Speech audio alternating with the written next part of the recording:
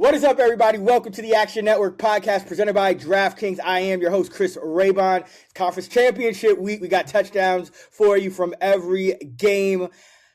I'm going to be joined by Sean Koerner. I'm going to be joined by Gilles Gallant, and we're going to give you all of our touchdown picks for this week. Hit on some last week, JSN, Keon Coleman, DJ Moore. Today, we'll go through the weekend's slate.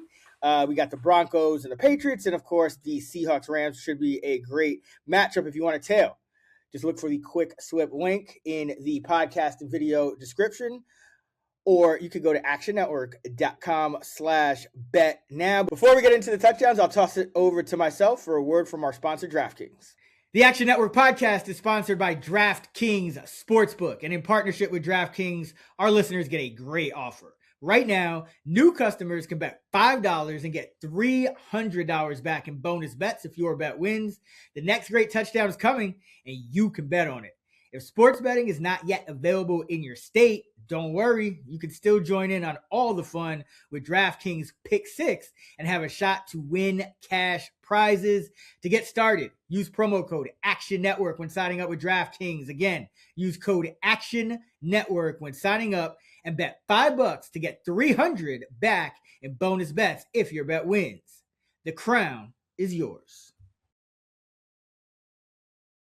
All right, so we're going to go game by game. We'll pick our favorite from each game. Koerner, you are up first, and we're starting off with Patriots, Broncos. Jarrett Stidham, of course, making a start for Denver. Who you got? Yeah, I'm going to go with Nate Adkins here at 25-1. Is he going to score a touchdown? Probably not. Should he be 25-1 though? Hell no. Last year he scored 3 touchdowns.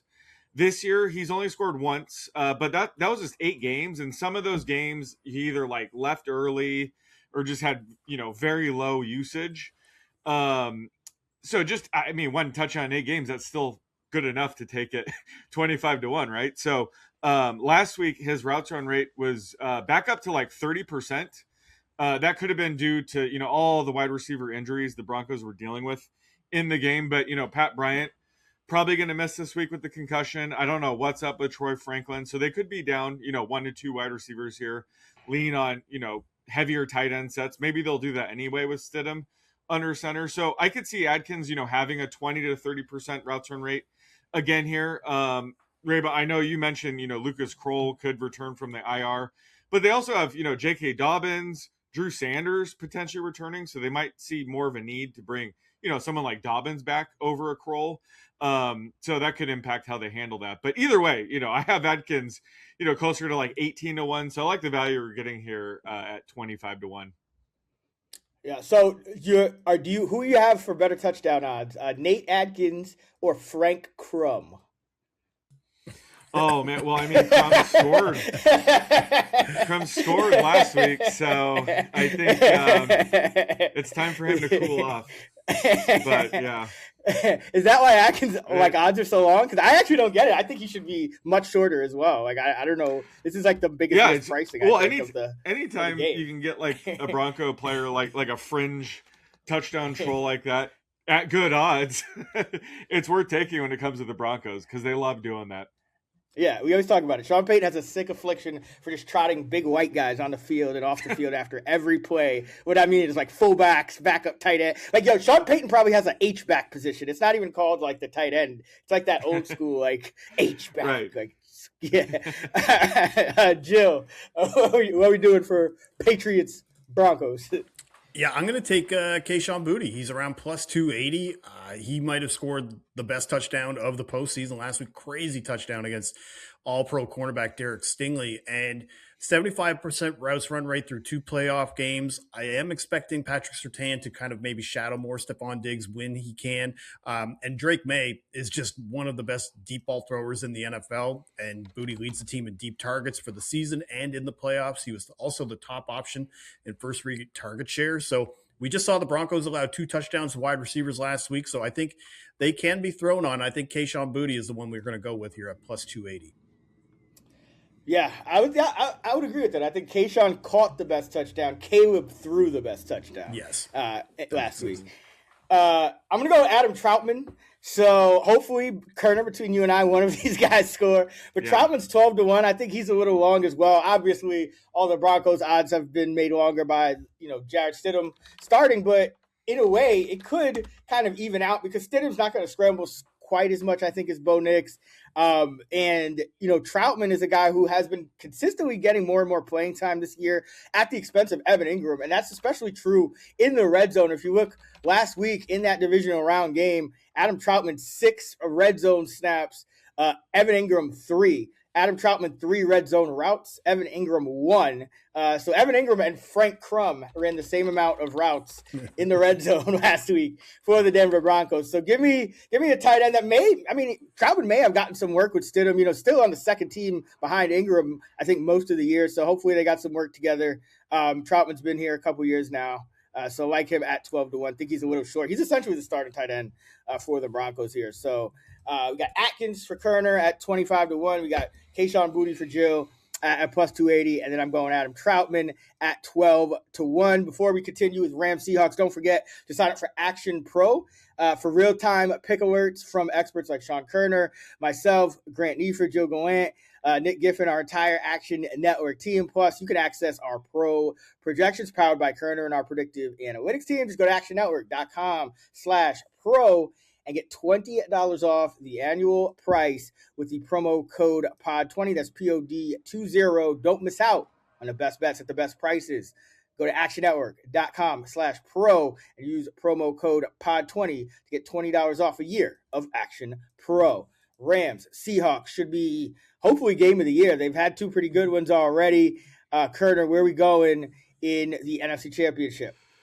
I'm going to go with Terrence Ferguson at plus 600. McVay threw us a curveball last week and kind of mixed up how often he uses the tight ends. It was a lower rate of, heavy tight end personnel and, sort of how the routes run rate was divvied up because, Parkinson led the tight end room with a 43% routes run rate. Nothing too shocking there, but it was the rookie Ferguson who wasn't too far behind Parkinson with a 39% routes run rate. And then Higbee had a season low 17% rate and Davis Allen just 4%. So, given that holds, I think, McVay does like the rookie Ferguson. So I think he could see, 35-40% routes run rate here.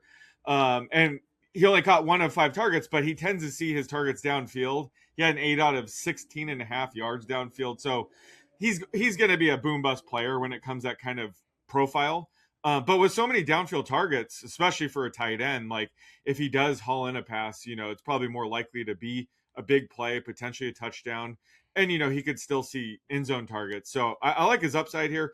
Anytime there's like a murky, volatile situation like this, Ferguson's the type of player that kind of benefits. So I like taking him here at, a longer price of 6-1. Yeah, it makes sense because the Rams probably project to be in some like their most third downs of the season just because the Seahawks defense is so good. And Ferguson tends to be heavily involved in the third down package, which is why I think he's played even these last 2 weeks because the Rams have won by 3 points each week. So he should be a big part of the game plan yet again. Gilles, where are we going? Rams, Seahawks. Yeah, it's been a long time since I could bet on this guy because he's been minus odds, I think, ever since week 3 against the Eagles, and that's Davante Adams. I'm seeing him at plus 125 right now. If he's at plus odds, I'm going to take him every time. He led the NFL in targets inside the 10-yard line despite missing 3 games.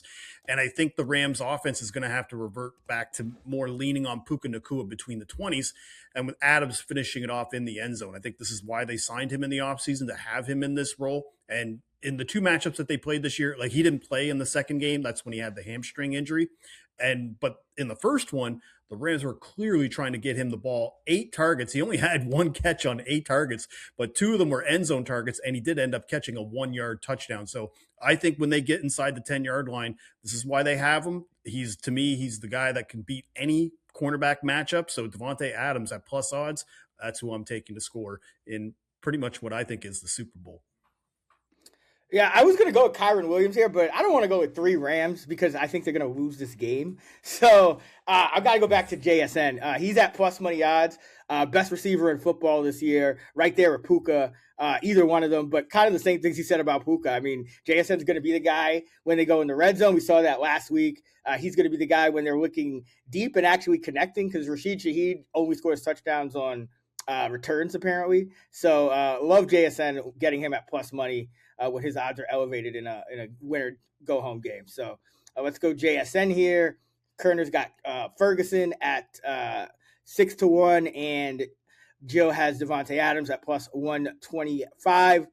Let's get into our favorite parlay for the whole slate on this championship Sunday, presented by DraftKings. So this is going to be just our favorite touchdown scorer. Could be somebody we gave out already. Could be just like the guy we think is the best lock to score here. And we'll create a parlay of these 3. Of course, you can do parlays for the others as well. Some SGP action there. I don't know how likely Adkins and Troutman are to score in the same game, but it would be a nice payout if they do. But either way, we're going to do our favorite parlay for the weekend here. Koerner, you're up first. Where are we going? I'm going to go Jackson Smith-Njigba here at plus 100. So even money. I don't want to muck up our parlay, with a 25-1 or 6-1 long shot. So going to go chalky here with JSN, who he came through for me last week, but he did have a down game. He only caught 3 balls for 19 yards and a touchdown.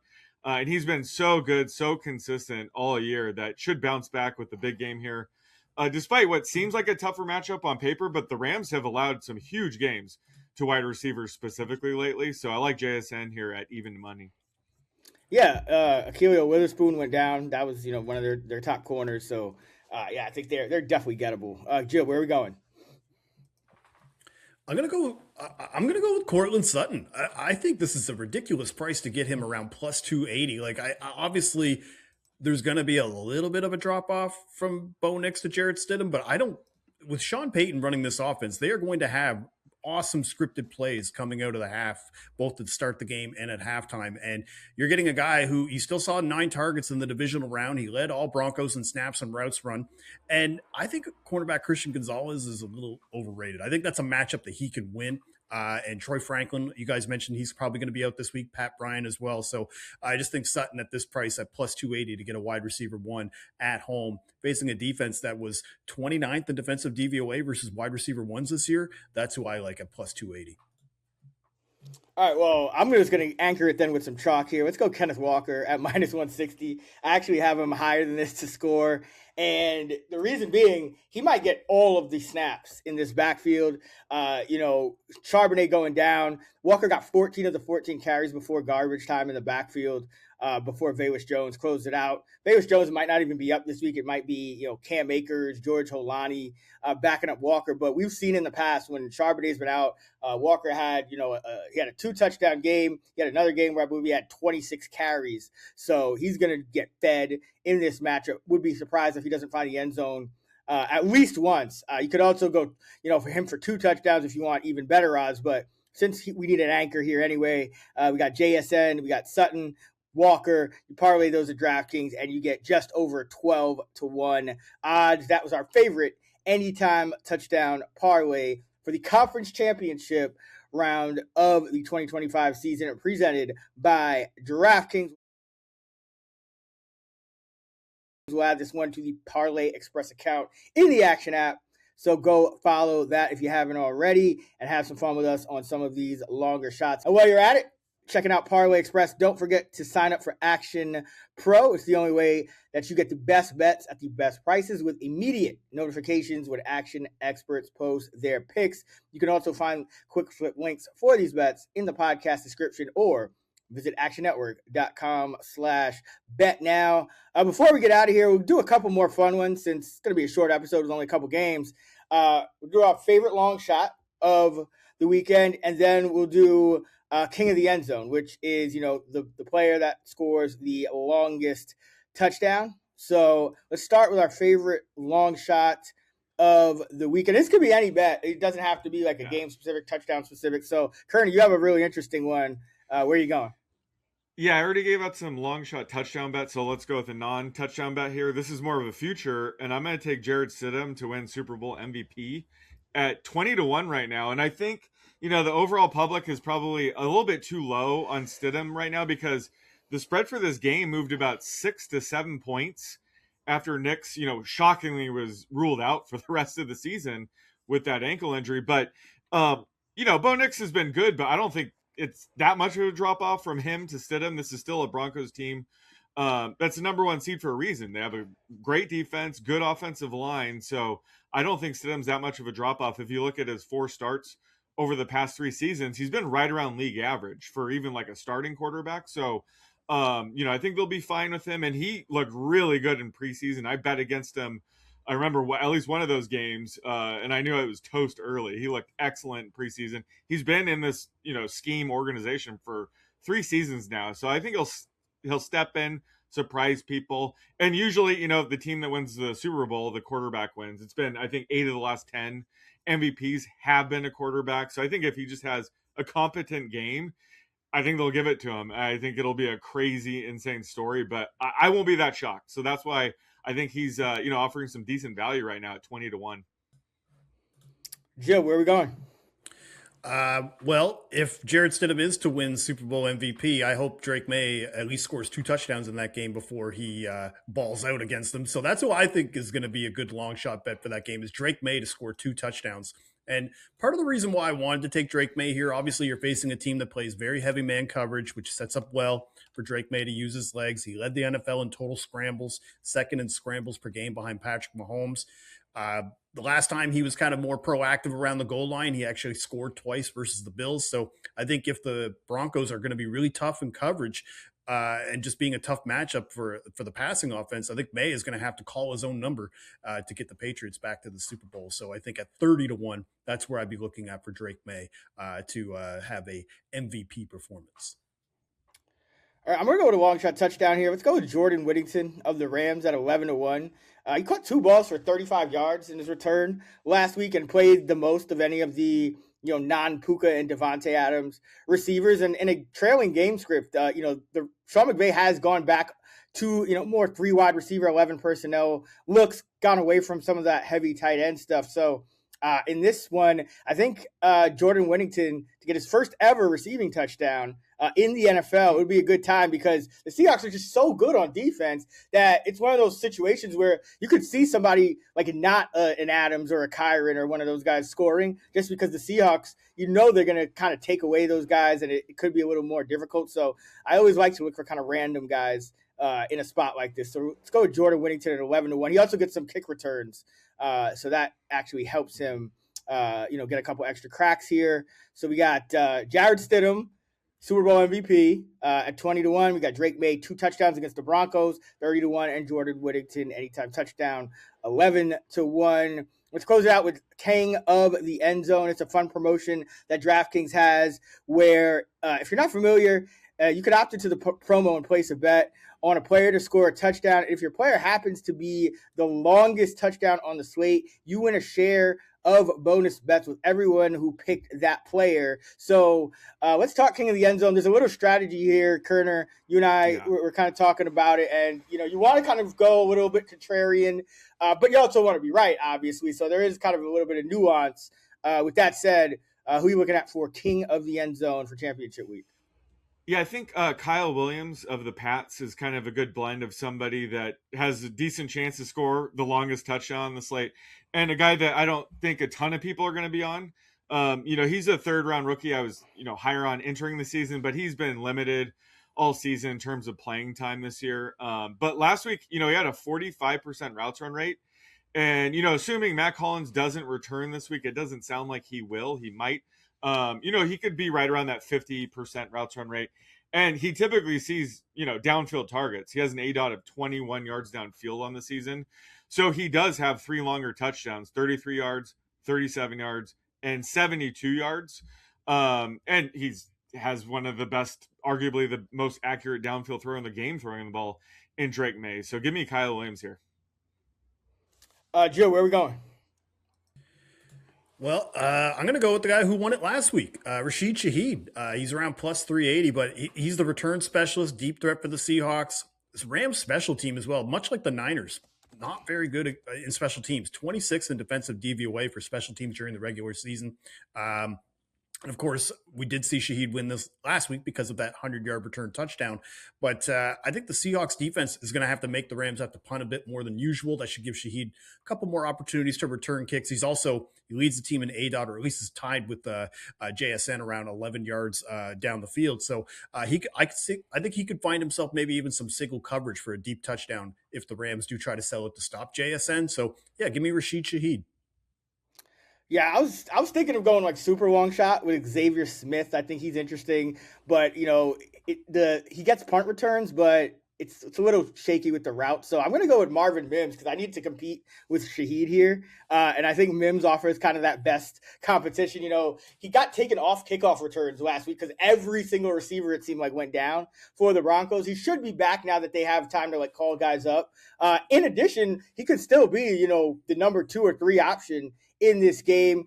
Pat Bryant likely to miss. Troy Franklin his playing time had been dipping down into the Mims levels anyway, that 40% route rate even before he got hurt. So I think with the way Mims kind of showed out last game and surviving that camera to score the touchdown last week, something like that may be enough in a game where if like a guy like Shaheed doesn't get a return touchdown and it's just like a regular receiving touchdown or something like that. So And then Mims does have that return upside, that 100-yard return upside as well. So, yeah, give me some Marvin Mims for my king of the end zone. So we got Koerner going Kyle Williams of the Patriots, Gilles going Rashid Shaheed of the Seahawks, and I'm going Marvin Mims of the Broncos. Again, if you wanted a Rams pick, super contrarian, probably go with Xavier Smith. I think Ferguson would be interesting too, just because of what Koerner talked about with those longer targets. So that'll do it for our touchdown show.